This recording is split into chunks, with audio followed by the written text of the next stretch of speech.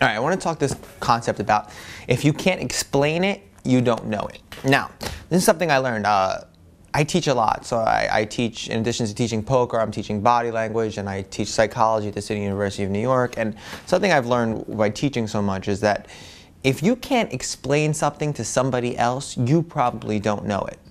And it really applies to poker. So like, I'll get my players when I'm coaching or I'm in the classes, I'll ask them, all right, explain it to me. All right, why should you call there? And they can't. They can't come up with a legitimate reason of why they should call or why not they should call. Therefore, they don't know it. Also, teaching does something for you very cool.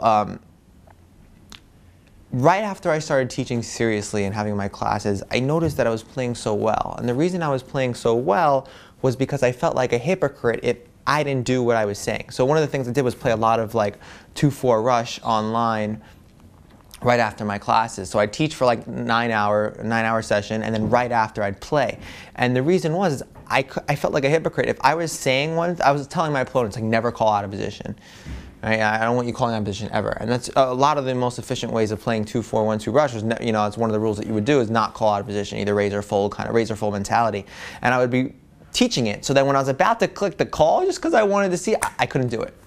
I couldn't do it. So it works two ways. If you can explain something, you usually explain something to somebody else who knows nothing about poker, or not nothing about poker, but you know, if you're trying to explain a concept and you can get it into them, then you understand it. If you can't explain a concept, you usually don't get it yourself. And that's something, that's a litmus test to see whether or not I understand certain concepts. And like I try to like explain it to, like, go out and try to explain implied odds to somebody who's been playing poker once or twice. And if you can't do that, if you struggle with that, then you probably yourself have a hard time with it, and it's time to get somebody else to teach it to you. So it was a great litmus test, and it's something I think you guys should do. And it could be just an exercise. You could just try to, you know, talk to your girlfriend, teach her how to play poker. And the thing is this, it's hard because it's like when you're teaching something like, oh, you should call here. And then the person asks you, well, why should I call here? And you're like, to see what cards come out. Not a good freaking reason. All right, you want to be able to define, oh, you call here because of X, Y, and Z, you call here because of A, B, C. You have to explain something to somebody. You have to back up the decisions you make.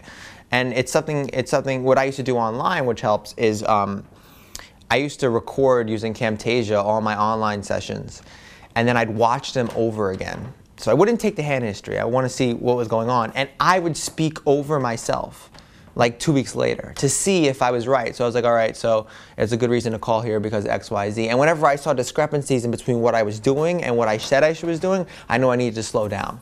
It was very, very, very helpful. So try that. Try to explain something, a concept in poker to someone else. And if you have trouble doing it, it might be a good idea to review that concept or review what's going on. It's a good, really good litmus test.